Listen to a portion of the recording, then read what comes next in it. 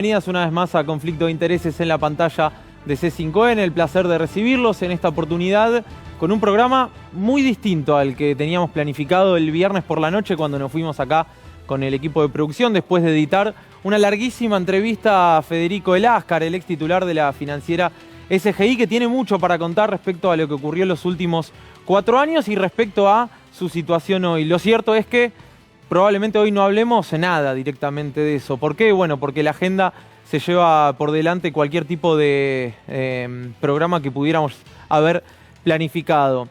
Una pandemia mundial que se extiende, obviamente hablamos del coronavirus y por supuesto nosotros tenemos la obligación como comunicadores de llevarte a vos la información de la forma más pura posible, tratar de aportar desde lo nuestro. Mucho se dice, y creo que no son frases hechas, que de esto se sale con solidaridad, y me parece muy importante hoy poder tomar esa palabra y por sobre todas las cosas tratar de clarificar un poco la información, aportar nuestro propio granito de arena. Nosotros desde este lugar, vos desde tu casa, es importante que te quedes en tu casa, y en el editorial de hoy va a estar flotando todo el tiempo esa idea, ¿no? La del aislamiento voluntario, me parece que es sumamente importante que lo cumplamos. Todas las consultas que tengas, todas las dudas que tengas, dentro de muy poco va a poder ser respondidas todas y cada una de ellas a través del hashtag No Son Vacaciones. ¿Sí? Van a venir especialistas, van a venir gente de la comunidad científica, viene el ministro de Defensa Agustín Rossi para poder evacuar todas tus dudas. Insisto, nuestro rol desde el periodismo es hacernos un lado y hacer un puente comunicacional con vos entre los especialistas, entre la comunidad científica y vos, para que vos puedas tener toda la información sobre la mano, sobre cómo prevenir este coronavirus y sobre cómo ayudar por sobre todas las cosas. Importante es entender el concepto de no son vacaciones, por eso hoy quisimos reforzarlo con el hashtag del que ya podés participar desde luego. ¿Por qué? Importante, bueno, porque me parece que se confundió un poco el concepto en las últimas horas, o por lo menos han habido algunos que lo han confundido. Vamos a ver. Esto pasaba en Montehermoso, la provincia de Buenos Aires, hoy. Mucha gente que debería estar cumpliendo con su cuarentena y que en una enorme avivada se quiso tomar el día, quiso ir a Montehermoso a disfrutar. Bueno, no, te tenés que quedar en tu casa. Una y mil veces hay que explicarlo y lo vamos a explicar con datos puros y duros para que vos puedas ver, en definitiva, insisto con esto del puente comunicacional, nosotros tenemos que apartarnos en esto y ayudar al gobierno a informar, ayudar al Estado a comunicar. Y es importante que entiendas que no son vacaciones, que una cuarentena obligatoria no es una cuestión menor y que este virus lo vencemos de manera colectiva. No hay salida individual. No te salvás vos solo. No puedes decir, bueno, yo no tengo síntomas, entonces me tomo el día. Te tenés que quedar en tu casa. Y si no te quedás en tu casa por vos, porque no te importa tu salud, quédate en casa por tu viejo, quédate en casa por tu vieja. Pensá en tu abuelo, en tu abuela, en tu novio, en tu novia, en tus amigos. Porque el virus se contagia a través nuestro. Si nosotros no nos movemos, el virus no se mueve. Y te decía, es importante retomar el concepto de solidaridad porque de esto de verdad salimos colectivamente o nos jodemos todos, ¿eh? Por eso me parece importante también, después de ver este bochorno que a mi gusto es la llegada a Montehermoso hoy, ¿sí? Porque el día estaba lindo, muchos no tuvieron que ir a trabajar y dijeron nos tomamos el día. Me parece importante también traer a colación la foto de ayer. La foto de ayer en la Quinta de Olivos, que no es una foto más, es la demostración que de esto, de este coronavirus, de esta pandemia que se expande, con más de 180.000 casos a lo largo y a lo ancho del mundo, se sale de manera colectiva o no se sale. No hay salvación individual acá, ¿eh? Horacio Rodríguez Larreta, jefe de gobierno porteño, el presidente de la Nación, Alberto Fernández, y el gobernador de la provincia de Buenos Aires, Axel Kicillof, juntos, trabajando mancomunadamente, porque acá no hay grieta que valga, ¿eh? Porque acá, por más que Laura Alonso se ponga a tuitear, ¿sí? El capitán Beto nos salva, y por más que muchos intenten sacar un rédito terriblemente miserable, han habido líderes políticos que entendieron que no alcanza con ellos solos, por lo menos. Y no tengo duda que entre Horacio Rodríguez Larreta y Alberto Fernández o Axel Kicillof hay un abismo de diferencias partidarias, ideológicas, de concepción del Estado. Incluso tal vez alguno no está de acuerdo con las medidas que se están tomando, pero igual es el Estado, es la sociedad la que tiene que entender que de esto nos salvamos todos. Y para eso necesitamos desde los macristas hasta los kirchneristas, hasta los trotskistas, hasta la derecha. Nadie está exento de esto, ¿eh? Vamos a seguir, vamos a ver cómo está hoy el mundo. 181.000 infectados y más de 7.000 muertos. En China tuvimos 81.000 infectados, 3.217 muertos. Situación controlada hoy en China. Después te voy a contar alguna novedad de último momento respecto a China y una posible ayuda a la República Argentina. Seguimos con Italia, casi 28.000 infectados, más de 300 muertos solo en el día de hoy. En Italia los propios médicos están diciendo que eligen a quién salvar y a quién lamentablemente van a tener que dejar morir. ¿Por qué? Porque no se tomaron a tiempo las medidas de distanciamiento social. ¿Por qué? Porque en Italia no entendieron que la salida era colectiva. Nosotros todavía estamos a tiempo, ¿eh? En España, 9.191 infectados, 342 muertos. En Francia, 6.650 infectados, 148 muertos.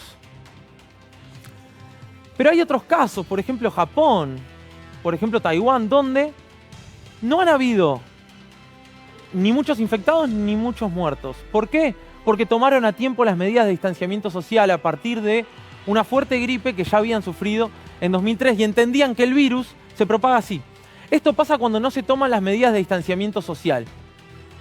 Fíjate la velocidad. Comenzábamos con casi toda la población sana y una persona enferma. Fíjate cómo en la medida que van circulando, en la medida que van entrando en contacto, se van contagiando, claro. ¿Entendés por qué te tenés que quedar en tu casa entonces? ¿Por qué no te podés ir a tomar el día a Monte Hermoso? ¿Por qué tenemos que sacar nuestra solidaridad? ¿Por qué es importante que denuncies a quien no está cumpliendo la cuarentena? Bueno, porque si no nos jodemos todos. No lo querés hacer por vos, no lo hagas por vos, no importa. Hacelo por tu familia, hacelo por los seres que querés, hacelo por los viejos, a los que los estás condenando si salís de tu casa como si nada. Si salís de tu casa no por lo esencial, por lo indispensable, por lo necesario, sino para disfrutar del día en Monte Hermoso. ¿En serio no entendemos todavía que nos tenemos que quedar en casa? Vamos a ver qué pasa cuando respetamos el distanciamiento social. Cuando una persona se mueve para, por ejemplo, ir a trabajar. Bueno, hay algunos casos de servicios esenciales que deben cumplirse. Los propios médicos, con quienes nos tenemos que sacar el sombrero una y otra vez por el gran laburo que están haciendo. Fíjate, la cantidad de casos enfermos aumenta, sí, pero en la medida que van aumentando se van recuperando otros y eso significa que hay disponibilidad hospitalaria. No tenés un colapso del sistema sanitario. Vos podés proyectar que vaya creciendo la cantidad de enfermos. Lo que no podés proyectar es el descontrol social. Cuando se descontrolan las variables, pasa lo de Italia, pasa lo de España. China, incluso cuando tomó las medidas de distanciamiento social, se le terminó el problema directamente. Y hoy está desarmando muchos de los hospitales que construyó y está pensando en aportar material sanitario a los distintos países que hoy lo están sufriendo. Por eso es importante, insisto, que te quedes en tu casa y que entiendas que no son vacaciones de ninguna manera y que nosotros desde este lugar, desde Conflicto de Intereses, podamos ayudarte a despejar cualquier tipo de duda para resolver en definitiva el coronavirus o por lo menos para llevarlo de una manera responsable. Por eso hoy van a venir muchos especialistas y por eso te pedimos que mandes tus dudas, tus consultas, que desde acá vamos a intentar ayudarte. Vamos a ver la cantidad de casos que tenemos hoy en Argentina. 12 casos nuevos, 5 en la ciudad de Buenos Aires, 4 en la provincia y 3 en Chaco. Y me interesa por sobre todas las cosas ver, que veamos juntos, qué está haciendo el Estado en esto. Y es importante entender que no hay grieta en esto, que, insisto, ¿salimos todos o nos jodemos? No hay punto medio en esto. Mirá en qué punto los distintos países que están bastante jodidos con el coronavirus decidieron tomar las medidas que tomó Argentina ayer, el Estado argentino ayer, para entender la responsabilidad con la que se viene tratando el tema y ahora lo vamos a hablar con el ministro de Defensa, Agustín Rossi. En Italia, a los 4.000 infectados empezaron a tomar medidas de distanciamiento social similares a las que adoptó Argentina ayer. En España con 2.300 infectados y 55 muertos. En Francia en una situación similar de infectados con menos muertos, 48. Y en Argentina con 56 infectados ya tomamos 2 muertos y esta medida importante de aislamiento, de distanciamiento social que probablemente se agrave en los próximos días, en las próximas horas. Tal vez incluso ayer el presidente anticipó que estaban barajando la posibilidad de una cuarentena general. Pero vuelvo sobre lo mismo.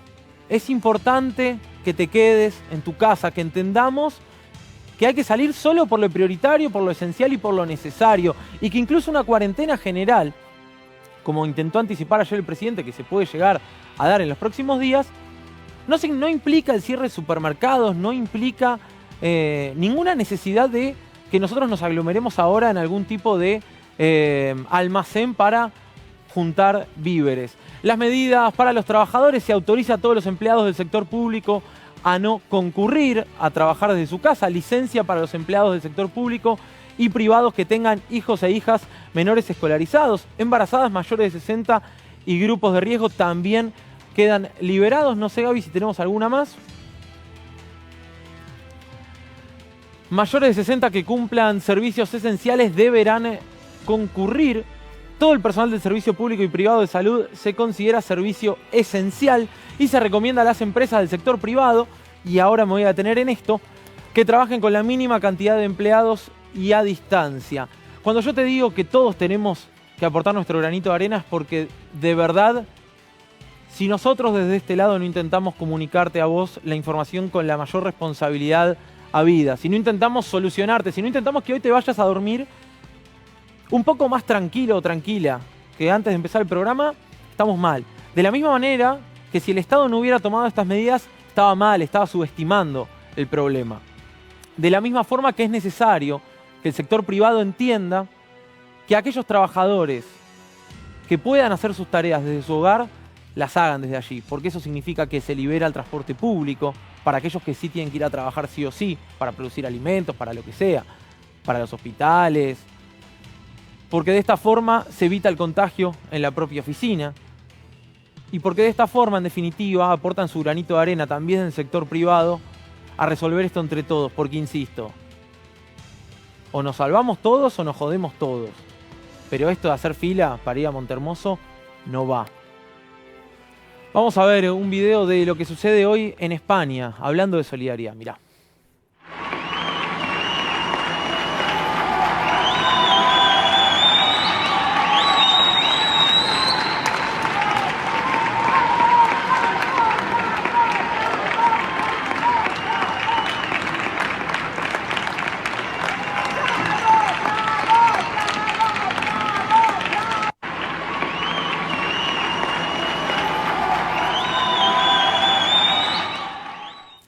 Así aplauden en España a los trabajadores del servicio sanitario, a los médicos, a los enfermeros, a las enfermeras que están trabajando día y noche para salvar vidas humanas y que cada vez lo hacen con más y más dificultad, justamente por los irresponsables que deciden salir a la calle, por un Estado que no tomó las medidas a tiempo. Por eso, insisto, es importante que nos quedemos en nuestras casas todos aquellos que podamos. Vamos a charlar en profundidad, insisto, puedes aportar de tus dudas, tus consultas con el hashtag No Son Vacaciones, y ya recibimos al ministro de Defensa, Agustín Rossi, que tiene la amabilidad de venirse un día como el de hoy. ¿Cómo estás, Agustín? Bien, muy bien. Bueno, preocupado, ocupado. Ocupado, preocupado como todos, digamos, ¿no?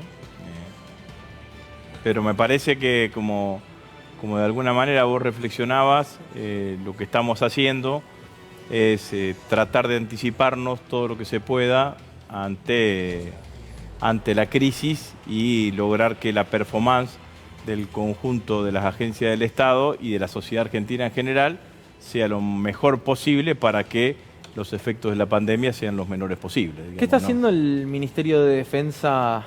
Justamente yo hablaba de cada uno está aportando su granito de arena. Para graficarlo, ¿qué están haciendo? Nosotros fuimos la primera agencia del Estado que aplicó el protocolo, porque lo aplicamos en las bases antárticas. Yo tengo una directiva que mandé a las bases antárticas el día 5 de febrero de este año, cuando en realidad el protocolo estaba, el virus estaba todavía concentrado en China. Allí tuvimos la información de que había, en la Antártida en el verano hay mucha circulación de turistas y también mucha circulación de científicos, y había 2 buques con científicos chinos, ciudadanos de origen chino. Entonces tomamos todas las medidas precautorias tanto en la base Marambio como en la base Carlini y bajamos un protocolo. Después lo que hicimos fue poner a disposición del Ministerio de Salud, un relevamiento de todos los hospitales militares que tenemos. En las Fuerzas Armadas tienen en la Ciudad de Buenos Aires el Hospital Militar Central, el Pedro Mayo, que es el Hospital Naval, y el Hospital Aeronáutico. Tenemos dos hospitales, uno del Ejército y otro de la Fuerza Aérea en Córdoba. Tenemos hospitales en Mendoza y hospitales en Salta y en Bahía Blanca de la Armada Argentina. Bueno, ahí hicimos un relevamiento de capacidades y de toda la disponibilidad que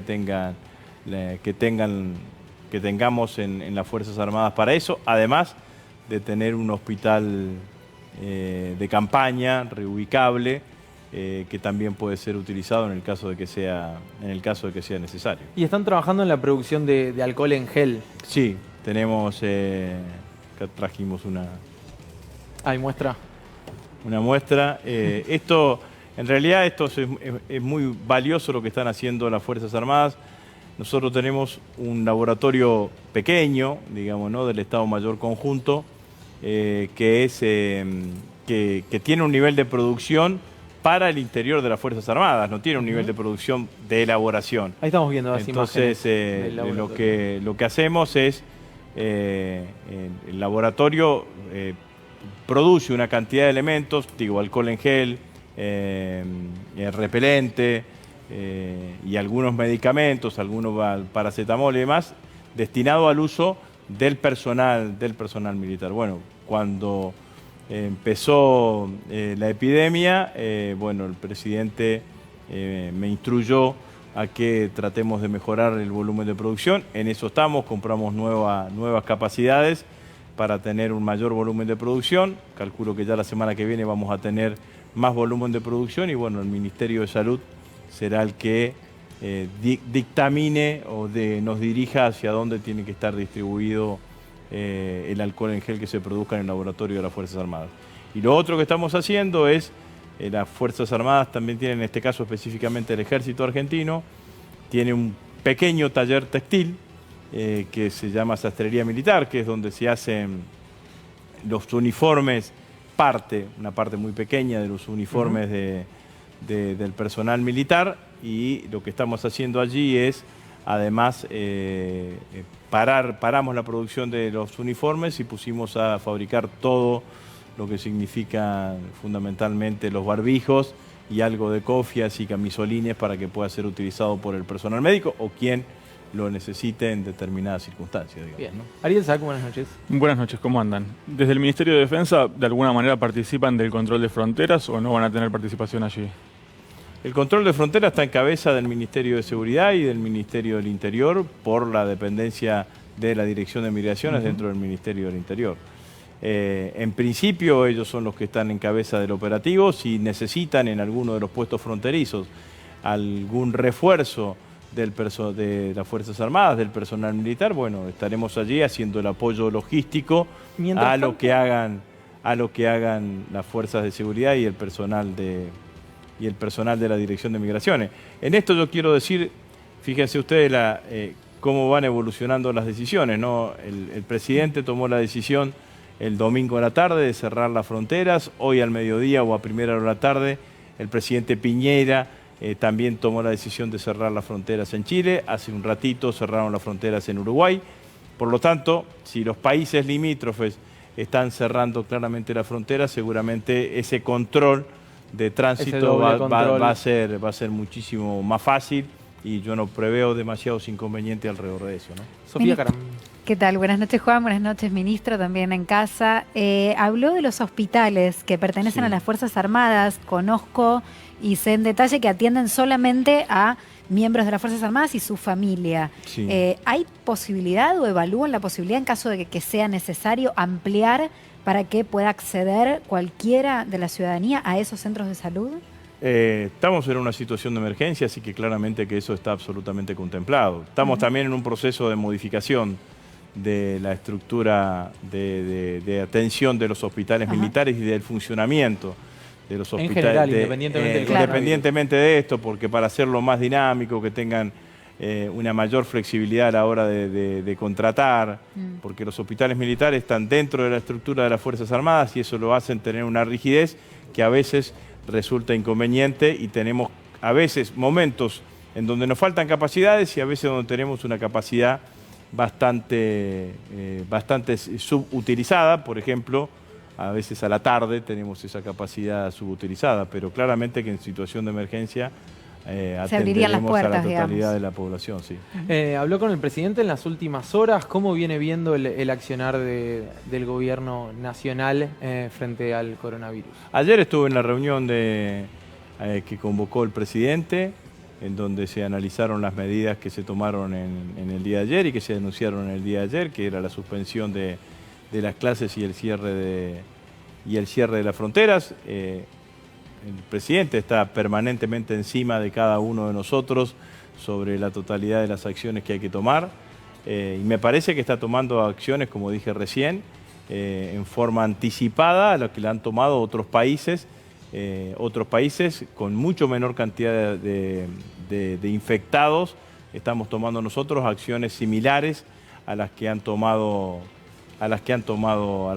otros países, y me parece que eso nos hace ver de que vamos claramente en el sentido correcto, ¿no? Está claro que el mayor desafío es lograr una menor circulación de las personas. Las medidas, independientemente que claramente decimos que no es para descansar, que no estamos de vacaciones. Esto que pasó en Monte Hermoso hay que tenerlo con mucho cuidado, digamos, ¿no? Porque Italia hizo algo similar y se terminaron yendo de vacaciones del norte al sur de Italia, entonces terminaron infectando. Es que además ahora se vienen fin de semana largos, digamos, bastante complicado. Terminaron infectando a la totalidad de Italia. Entonces nosotros tenemos que lograr ese nivel de concientización. Y bueno, y otros países están tomando otras medidas, digamos, ¿no? Paraguay decretó hace unas horas toque de queda, entonces a partir de un determinado horario no puede haber circulación de personas en la calle. Entonces, bueno, me parece que la mirada tiene que estar puesta fundamentalmente en esto. Nosotros tenemos hoy que el 50% de los casos son en la Ciudad de Buenos Aires. Y si sumamos la provincia de Buenos Aires, estamos alrededor del 70% de los casos. De las provincias del interior, la que mayor cantidad de casos tiene es la provincia del Chaco. Entonces, todo eso tiene que estar contemplado a la hora de la toma de decisiones. Pero obviamente que la responsabilidad social es indispensable a la hora de tomar esto, porque el problema de la pandemia es el contacto. Cuanto menor contacto haya, claramente que mejor estamos en condiciones de dar respuesta. Y las medidas que estamos tomando están fundamentalmente desalentando el contacto social. Obviamente que eso tiene que ir acompañado con decisiones individuales. Y la responsabilidad individual. Y la responsabilidad individual, pero bueno, me parece que tenemos claro cuál es el diagnóstico, tenemos claro hacia dónde tenemos que ir. Está claro que lo que estamos buscando es que el desarrollo del virus en la Argentina sea lo más aplanado posible, para no tener cuellos de botella en el sistema de salud, y que las respuestas del sistema de salud sean lo más adecuada posible, y en ese sentido estamos trabajando, ¿no? Ministro, muchas gracias muchas gracias a ustedes, venir hoy a Conflicto de Intereses. Nosotros nos vamos a ver un informe especial que preparó la producción. Atentos, con esto así avanzó el coronavirus en los últimos días. The city that never sleeps is waking up to a new reality.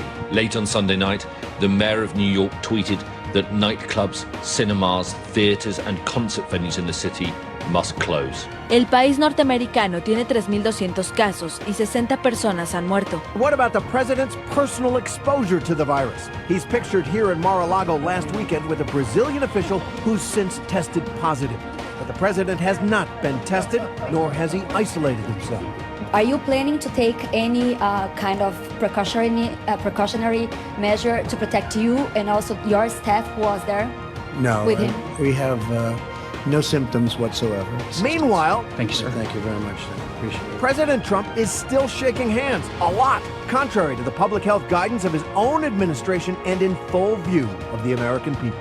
But there's no doubt the president was exposed. You can see it right there in the photo of him standing next to the infected Brazilian official. And I have no idea who he is, but I take pictures and it lasts for literally seconds. I don't know the gentleman that we're talking about. I have no idea who he is. El presidente de Brasil, Jair Bolsonaro, ha violado su cuarentena y ha salido a las calles de la capital sin mascarilla para acompañar a sus seguidores. O povo se aglomerou na frente, eu fui conversar com o povo, tirei fotografias, trocamos ideias, informações.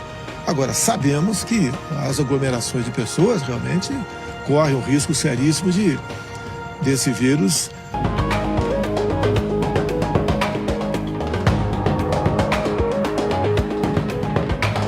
De este modo, Bolsonaro desafió el pedido de su propio gobierno de aislamiento por 7 días a todas las personas que regresen del extranjero. Não podemos entrar numa neurose, como se fosse o fim do mundo. Outros vírus muito mais perigosos, letais, como isso aconteceu no passado, não tivemos esse problema, essa crise toda. Com toda certeza, há um interesse econômico envolvido nisso tudo para que se llegue a esa histeria. Según la última actualización del Ministerio de Salud brasileño, en el país se han confirmado 176 casos de infección con el COVID-19 en São Paulo y Río de Janeiro. Ya hay casos de transmisión local.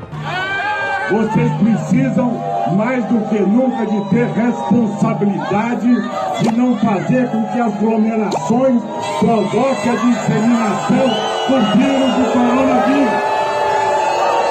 É o direito que você tem. Agora nós já temos em Goiás 4 casos já convalidados. En Italia, el país más afectado del viejo continente, los contagiados ascienden a cerca de 25.000. La cifra de fallecidos supera ya los 1.800. Over the weekend in Italy, obituaries for victims spanned 10 pages of a local newspaper. España se convierte en el segundo país del mundo con más nuevos casos de coronavirus y en el cuarto en número de infectados. Nous sommes en guerre. Francia, por su parte, ha aumentado en las últimas horas las medidas para frenar la pandemia, aunque el domingo celebró la primera vuelta de las elecciones municipales, desoyendo las voces que pedían la anulación de los comicios. British Prime Minister Boris Johnson warned the worst is yet to come. I must level with the British public. More families, many more families, are going to lose loved ones before their time.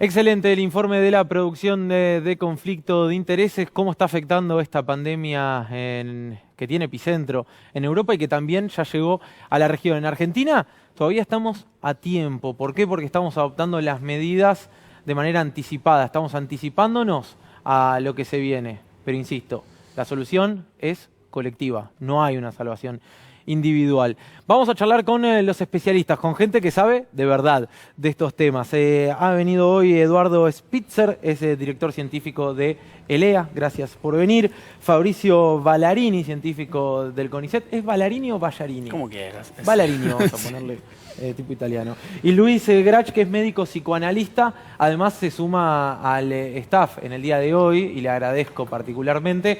Es economista, es periodista y es amigo, por sobre todas las cosas, del señor Darío Gaño. Gracias, Darío, por venir. Bueno, empiezo con Luis, porque en las últimas horas, a partir de ciertos anuncios del gobierno, me da la impresión que particularmente del viernes para acá, cuando muchos, me incluyo, dijimos, esto va en serio, es necesario tomar medidas más drásticas, y cuando se empezó a agudizar un poco todo, vimos cierta psicosis a nivel social. Digo, gente corriendo en los supermercados, agolpándose. ¿Cómo se controla esto? ¿Se controla a nivel social? Sí, primero quiero hacerte una pequeña corrección conceptual. No es una psicosis. Una psicosis, bien, desde el punto de vista psiquiátrico, es una pérdida del criterio de realidad. Y justamente una de las cosas que más necesitamos tener hoy en día es criterio de realidad.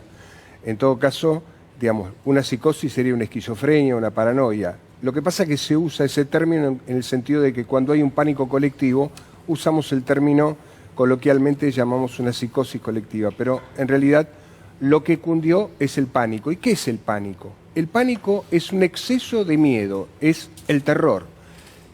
Todos los seres humanos, como todos los seres vivos, tenemos una cuota de miedo que está al servicio de las pulsiones de autoconservación. Para preservar la vida necesitamos tener una cuota de miedo. Pero cuando este miedo crece excesivamente, ya somos víctimas del terror. Perdemos el control. Perdemos el control y la vida emocional se apropia de la vida racional. Es como que el cerebro más antiguo, el cerebro reptiliano, el cerebro límbico, avanza por sobre el neocórtex, que es el cerebro evolutivo, racional, el que nos permite pensar y tomar decisiones razonables. Ahora, nosotros en este momento tenemos que combatir 3 cosas. La primera es los virus, digamos, resolverle el tema de la pandemia. La segunda es esta al que me refería recién, que es el pánico, y tenemos que transformar el pánico en un miedo razonable, en que la gente tenga miedo y responsabilidad. Y el tercer peligro grave que tenemos es el egoísmo. La sensación... Lo de Montehermoso, digamos, la gente yéndose a Montehermoso a pasar el día. Eso no tiene que ver con el egoísmo, tiene más que ver con la negación, con una especie de minimizar un problema porque o nos hacemos cargo y nos genera conflicto, nos genera un dolor psíquico, pero en general los seres humanos cuando algo nos genera conflicto, nos genera dolor psíquico, recurrimos a un mecanismo que es la negación. ¿Para qué? No nos queremos enterar de algo que nos implicaría asumir una responsabilidad, resignar cuestiones, pensar en nosotros y pensar en los demás. Obviamente hay personas que frente a eso, o por un exceso de temor, muchas veces la negación está protagonizada debido a un exceso de negación. Por ejemplo, muchos de nosotros no vamos al médico, no nos hacemos los chequeos, porque nos da mucho miedo. Me siento un poco identificado. Todos nos sentimos un poco identificados con eso. En diferentes momentos de la vida negamos eso. ¿Por qué? Porque nos da miedo. O negamos de una manera eufórica, maníaca, me voy a tomar sol, total, esto no me va a pasar a mí. Y eso, evidentemente, tenemos que hacer una lucha contra eso y hacer una especie, yo digo un poco irónicamente que tenemos que hacer 2 o 3 nuevas pandemias. Una pandemia de responsabilidad, o sea, tenemos que lograr que toda la sociedad asuma la responsabilidad. Una pandemia de miedo razonable y de responsabilidad.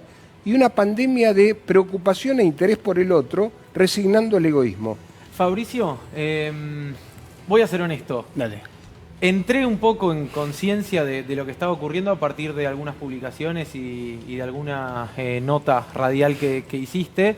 Y me pareció importante invitarte para entender en qué punto estamos, porque también es cierto que no estamos al nivel de Europa, digamos, en cuanto a las alarmas. Sí, tenemos una chance de ver el futuro. O sea, hoy estamos en una posición geográfica y tenemos algo que no tiene el resto del mundo, que es la posibilidad de prever. O sea, hay que comprender que la situación, a mi criterio, es extremadamente grave. No siempre sucede que mientras están sucediendo las cosas, los médicos están curando o tratando de tratar enfermedades, se están publicando al mismo tiempo evidencias científicas que tienen que ser utilizadas por esos médicos de manera casi online. Así que de esa previsión o de ese armado que se armó coyunturalmente a nivel médico, a nivel científico, tenemos que aprender. Y creo que una de las claves es lo que vos contaste en la editorial. O sea, la responsabilidad hoy es social. Claro. ¿Y hay evidencia empírica de que esa responsabilidad social ha funcionado? Sí, o sea, porque, por ejemplo, en Italia no funcionó, evidentemente. No, hay evidencia científica, sobre todo si comparamos. Es difícil comparar muchas variables, ¿sí? Porque uno si compara España con Corea, tienen la misma población, o sea, similitudes, pero son 2 sociedades completamente distintas, tienen conductas distintas, culturalmente se comportan distintos, tienen gobiernos distintos. Claro. Entonces, hacer esas comparaciones quizás es un poco ilógico decir tenemos que tomar medidas como Corea. No tenemos la infraestructura tecnológica ni de salud de determinados países, pero sí lo que está bueno es entender que, por ejemplo, cuando determinadas sociedades o determinados países cerraron o tendieron al aislamiento social, o sea, decir, mantengamos distancia, no vayamos al trabajo. Quedémonos en casa. Quedémonos en casa, eso funcionó. Y eso es fundamental comunicarlo. Me pareció excelente la editorial que hiciste. O sea, es simple la comunicación y es clave, sobre todo esta semana. O sea, tenemos que comprender que es fundamental día tras día y que los cambios pueden suceder de un momento al otro, que el día viernes no se suspendan las clases y que el lunes o el domingo a la noche se suspenda, es algo lógico. Tenemos que ser flexibles y comprender y asimilar eso como sociedad, lo cual es un cambio de paradigma para la Argentina. Eduardo, recuerden que pueden mandar sus preguntas, sus consultas, sus dudas. Ahora vamos a pasar a consultárselos. Van a tener que atajar varios penales. Están avisados los invitados, no los ponemos en un aprieto. Pero a Eduardo le quería preguntar, ¿qué tan cerca o qué tan lejos estamos de descubrir cómo salimos decimos de esto desde lo médico? Digo, ¿existe alguna vacuna que esté siendo hoy testeada? ¿Es posible resolverlo en el corto plazo o más bien esto va para largo? A ver, antes que nada hay que poner en contexto que este patógeno, que no respeta ideología, clase social, sexo, es algo nuevo para nosotros. O sea, si bien los coronavirus están presentes hace mucho tiempo en la naturaleza y hay antecedentes de otras epidemias, esta es la primera vez que aparece esta variante y que es una variante que demuestra que es muy agresiva. En un escenario tradicional donde la comunidad se encuentra frente a un patógeno y quiere desarrollar una terapia, este proceso lleva mucho tiempo. Mucho tiempo porque son etapas muy complejas que están todas concatenadas. Por ejemplo, el día de hoy hay varios institutos, principalmente el Malbrán, que está llevando a cabo las etapas de aislamiento de este patógeno en la población argentina. Y ese es el primer paso necesario para poder pensar en una vacuna. Aislar ese organismo, estudiarlo y tratar de desarrollar una vacuna con los métodos tradicionales. ¿Qué es una vacuna el día de hoy? Hay distintos tipos de vacunas. Hay vacunas contra bacterias, contra virus, contra levaduras. Básicamente es una preparación biológica que consta en un organismo que puede estar vivo y atenuado o inactivado.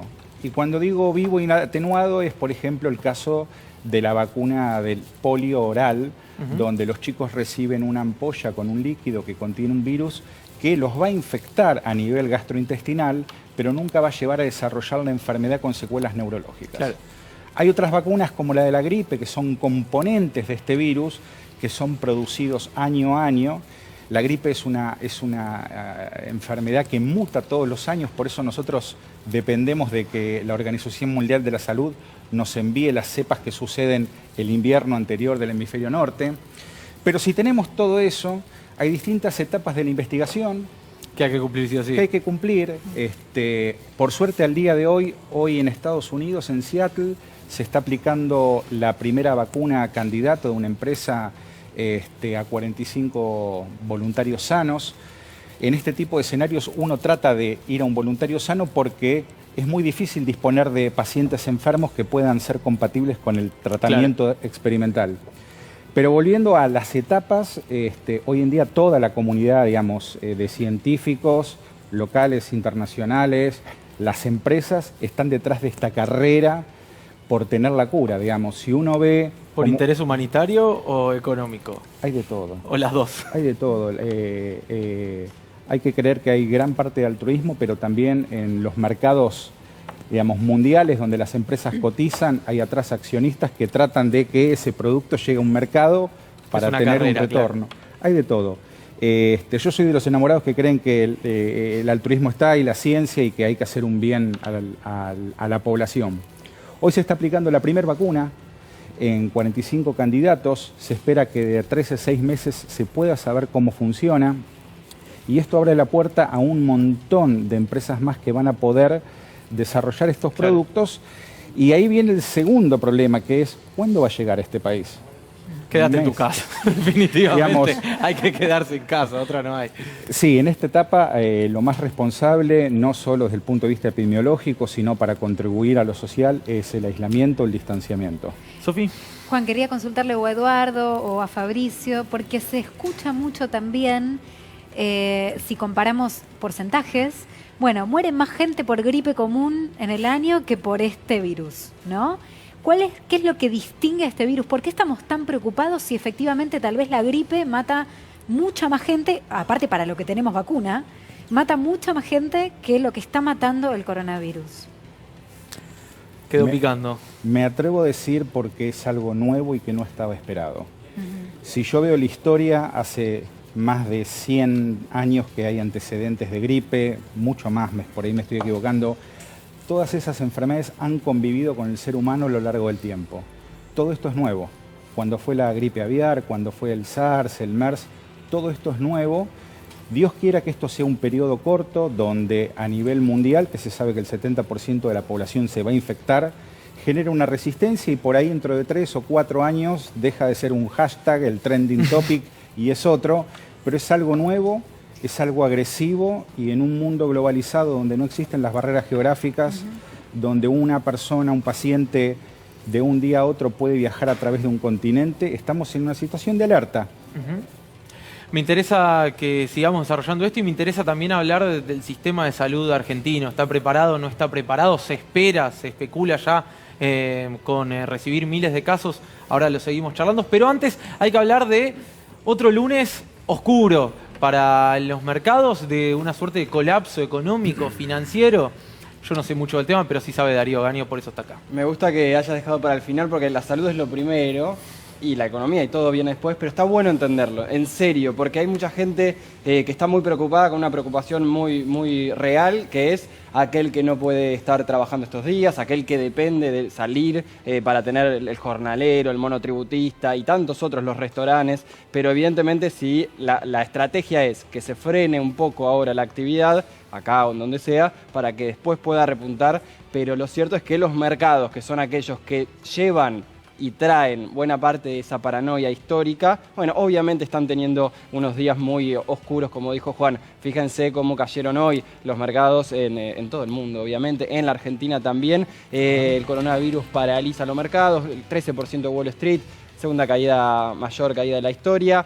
Y esto es lo que trató de hacer Estados Unidos ahora en estas horas, de bajar la tasa de interés para ver si, bueno, en realidad todo esto también es en el marco de la geopolítica y ver que también una cosa es que Estados Unidos atraiga a Estados Unidos todos los dólares que no están moviéndose en el mundo, eso también nos impacta a nosotros. Ahora, bajan la tasa de la Fed a casi el 0% y aún así caen 13 puntos las acciones en Wall Street. O sea, bueno, ¿cuánto hubieran caído si no se determinaba la tasa de la Fed? A ver, hoy es el momento de los especuladores, pero históricamente siempre las bolsas son el lugar de las especulaciones. ¿Cuánto vale una acción de una energética? ¿Cuánto vale una acción de una empresa que produce teléfonos? Bueno, vale lo que dice el mercado y ahora vale esto, digamos. Claro. Esa es la realidad. Después están las apuestas de qué puede repuntar primero, todavía no se sabe. Alguien me decía hoy es un gran momento para comprar, si te gusta jugar. Depende qué. A la timba financiera. ¿Comprarías acciones de una empresa que hace barbijos? No sé, tal vez está en el punto más alto y yo hoy pienso en quedarme en mi casa y nada más, la verdad. Bueno, no, es que muchas de estas cosas las puedes hacer desde tu casa y se mueve mucha guita con un botoncito nada más. Hay más datos que hablan de, bueno, un lunes negro también en la Argentina, otro crack financiero, fíjense, estas son acciones argentinas. También, fíjense, bancos, 3 bancos ahí, YPF, Corporación América. Bueno, mucho de lo que está pasando tiene, para que se den cuenta de esto, tiene una repercusión de lo que pasa en la realidad. Bajó fuerte la demanda en general, el consumo, la demanda de petróleo, más allá de lo que está pasando con los países que producen petróleo, pero lo cierto es que bajó fuerte la demanda, pero en el sector financiero se mueve 20 veces más de lo que se mueve en el sector real, o al menos impacta, repercute mucho más rápido. Eso no quiere decir que mañana las acciones de esas empresas valgan y sigan valiendo eso. Por ahí repuntan, porque los repuntes también han sido muchas veces muy inflados. No sé si es lo que sigue, Gaby, pero el FMI habló en estos días. Pero ahora les muestro igual, porque es muy llamativo cómo se empieza a ver en estos roles, estos agentes que hay en la economía, que somos los ciudadanos, los que vivimos, los que trabajamos, los que estamos, las empresas y los estados. Ahí se agrega un actor mayor que es los organismos supranacionales, multilaterales, que tanto impactan en economías emergentes, pero después en momentos así van para atrás con lo que proponen. Fíjense, iba a decir paliza, y bueno, sí, paraliza los mercados, las caídas en el resto del mundo. ¿Qué es lo que dijo el FMI? Y ya podemos pasar a eso, está en minuto1.com la nota. Claro, empezó a recomendarle a los estados que inviertan, que hagan gasto social. Políticas contracíclicas. Sí, ya ni sabe cómo decir. Hacen volteretas en el aire para no desdecir lo que hicieron siempre y lo que dijeron siempre. Claro que cuando los que proponen que el Estado tenga una participación importante, es para estos momentos más que nada. Bueno, ahora obviamente es tarde. Es más, en una nota que salió, en una comunicación que tuvo el FMI con gente del diario El País, les recomendó a los estados europeos que inviertan, que fomenten el gasto social, pero después decía, y que controlen el déficit fiscal. Algo que, claro, sí, claro. En ese momento, ¿qué hace? Claro. Bueno, ambas cosas en organismos multilaterales que también están como aquellos que ponen en la bolsa, perdidísimos. La diferencia es que tienen con qué especular, ¿no? La última, Dario, y gracias de verdad por venir. Por favor. ¿Qué hacemos? ¿Qué hacemos con nuestra plata? Viendo los grandes jugadores. Ahora, el laburante que se está por ir a dormir, el que vive del día a día, ¿se tiene que preocupar por lo que está sucediendo respecto a las cuarentenas, la posibilidad de una cuarentena obligatoria? Se paraliza la economía. Imagino a alguien que tiene un bar, por ejemplo, y que de pronto no sabe si lo va a tener que cerrar. Bueno, es que acá lo dijeron bien los expertos, esto no es un términos egoístas, para nada. Claro. Pero el que quiera pensarlo así, porque en economía hay mucho así también, si hoy te arriesgás de más por salir, después vas a tener que garpar más para tener la medicina, para, digamos, todo lo que haya que hacer para eso. Así que nada en términos personales puede verse y pensarse con los próximos 3 días. Porque ahí sí uno va a pifiarle, ni que hablar en términos sociales. Así que ahí lo preponderante es escuchar a las autoridades, guardarse si hay que guardarse y saber que el riesgo de contagio aumenta mientras uno más labure y más esté ahí dando vueltas. Pero también es cierto que a muchas familias se les está complicando el flujo, digamos, y es ahí donde puede ser que el Estado o que muchas partes desde lo social detengan su intervención. Eso se va a ir viendo día a día porque se toma nota de eso, claramente. Ahí lo vemos, la nota en minuto 1, coronavirus, el FMI recomendó aumentar la inversión en salud. Sí, un dato te doy con eso, dice un estímulo fiscal global coordinado. Porque eso en el momento antes, ahora nadie coordina tan fácil y si coordinan y bien los ministerios de salud, los gobiernos que tienen, en la parte de la asistencia social. Ahora, en la inversión es más complicado. Hay muchas economías que están moviéndose un montón, muchos sectores. Por ejemplo, las aerolíneas piensan que van a perder 113.000 millones de dólares este año a nivel global, obviamente. Bueno, está bien, es notorio que sea en este momento. Y un último dato, el gobierno argentino está buscando en este momento, lo hablaremos más los próximos días, obviamente, el tema deuda, pero está buscando postergar pagos por 500.000 millones de pesos a través de canjes y ahí buscar tener un poquito más de aire. Mañana vamos a tener la letra fina de eso aparentemente a través del ministro de Economía, Martín Guzmán. Gracias, Darío Gaño, por honrarnos con tu presencia. Recién decíamos que el Fondo Monetario Internacional pidió invertir más en salud. Quien no estaba muy bien de salud psíquica, por sobre todas las cosas, es Miguel Ángel Paz, vecino de Vicente López. Vamos a ver las imágenes y lo charlamos con Luis Grach. No te estoy amenazando. Dice que me vas a poner una multa. Me estás amenazando. Me estás amenazando. ¿Dónde estás cumpliendo el protocolo de sanidad? Tomate la de acá. Salí de la guardia. Escuchame una cosa. Salí de la guardia. ¿Tienes un problema conmigo? Salí de la guardia. Salí de la guardia.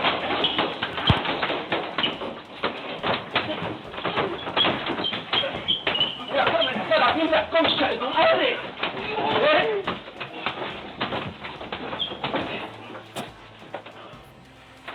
Te voy a matar la concha de tu madre. Bueno, y hoy hubo novedades con este hombre, con Miguel Ángel Paz, que quedó detenido preventivamente en su casa.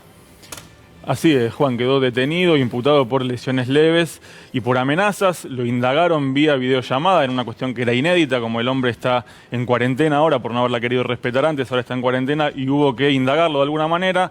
Se hizo con un celular de por medio. Este hombre lo que hizo fue responder preguntas, fue ambivalente. Primero intentó mostrarse ciertamente arrepentido, pero finalmente se lo vio en una actitud bastante hostil. Dijo que en realidad él se había sentido agredido porque lo empujó. Se ve en el video que hay un empujón del hombre de seguridad, pero lo que se ve primero es como él invade el espacio del vigilador para ir a retarlo, para ir a desafiarlo, porque se había enterado que el vigilador pretendía denunciarlo porque la ley. Sabía que estaba violando la disposición que indica que aquellos que volvieron del exterior no deben salir de su cuarentena. Y este hombre, que acabamos de ver, es muy violento, no es el único que ha violado la cuarentena, sí es el único que ha respondido con semejante agresión. A lo largo del día de hoy he hecho un relevamiento con llamados a jueces fiscales y con revisión de algunos medios del interior y encontré más o menos 10-12 casos de personas que están ahora detenidas en sus domicilios a la espera de que se resuelva su situación procesal cuando termine la cuarentena por específicamente haber hecho esto, que es haber violado la cuarentena, haber vuelto al país y haberse comportado con una actitud muy egoísta y no haber